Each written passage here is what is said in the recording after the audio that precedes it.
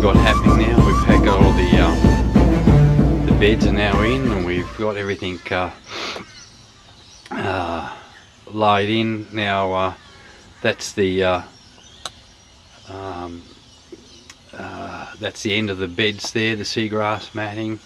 As you can see, I've got everything in, and we still got some of the beds I'm keeping for alternative plantings. You know, like you don't want to put the whole thing in at once, otherwise you'll have too much produce on yourself.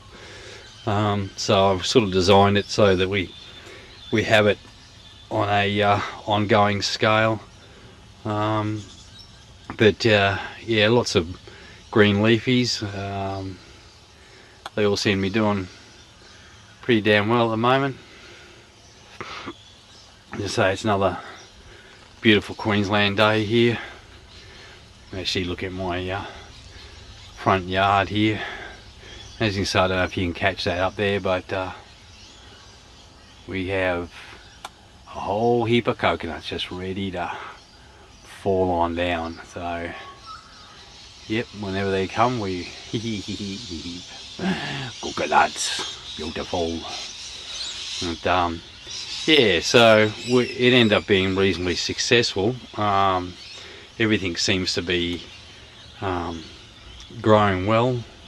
The wonderful thing about this is that here in these winter months, or still autumn officially, it's great because there's no bugs, it's not that hot, and you still grow. They grow really well here. But it's a bit of an experiment, because on some of these beds I put the coconut matting down. It's not a matting. It's a coconut you can buy, and you just I think I did the rest of the video on it, so that's in there.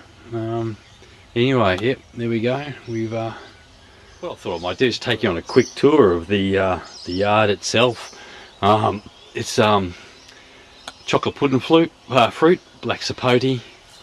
There's my that one's a black mulberry. What I do is I actually use these leaves as well in my smoothies and drinks. It works really well. Actually, if you looked at it, it's one of those wonderful plants in nature that could probably help cure diabetes. Anyway, that's in the sea in the background. That's one of my 2 5,000-gallon tanks that I have here. Obviously there's my little pawpaw sort of growing healthily there. This is one of the dragon fruits I've got around the place. So you can see him, he's enjoying sort of climbing that tank there.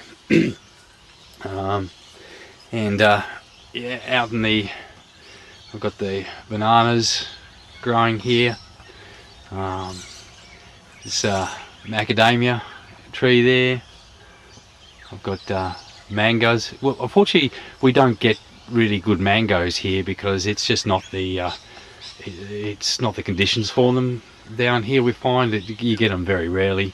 So unfortunately that dead one you see there, or it's dying out, I actually had to cut it back because it wasn't producing much and takes a lot off of the garden. So it was just one of those things I had to do. Yeah, another dragon fruit making his way up there. This is where I had the gardens last year, and these are just sort of, I've let them go, but I use this area here for the big trailing vines. As you can see, the pumpkins and squash are going really well here at the moment. These are sweet potatoes, and I don't actually use the tubers a lot. I actually eat the leaves and the top of the leaves there. As you can see, oh good, look bees. Oh, it's happy to see a bee. Okay, and as you see there, we're starting to grow pretty good stuff here, so we're on our way up. I like to juice all my pumpkins and that. There's a blueberry starting here. Now, doesn't that little suspicious, that little plant there, that big stick? Well, that's a persimmon tree. And as you can see down the side there, there's I just keep pineapples growing in there. That's our composting manure piles. See, yeah, some of these unfortunately this old lemon tree got a real hard time last year because I or year before, something like that, because I did a big bonfire to clean things up, and big wind come along and just turned it into a furnace, unfortunately, and the unfortunately got a bit scorched, but it's a survivor, still going. Yeah, on here I've just put this blood orange in. Or khaki bushes, they seem to go forever. I've got the feijoa, a couple more mandarins. This one's, oh, it's a beautiful little white mulberry, sweet as a, really sweet stuff. And what I've got, a avocado. There we go. Anyway, that was just a quick run around of my backyard and a little bit of paradise. And as I say, it's beautiful Queensland.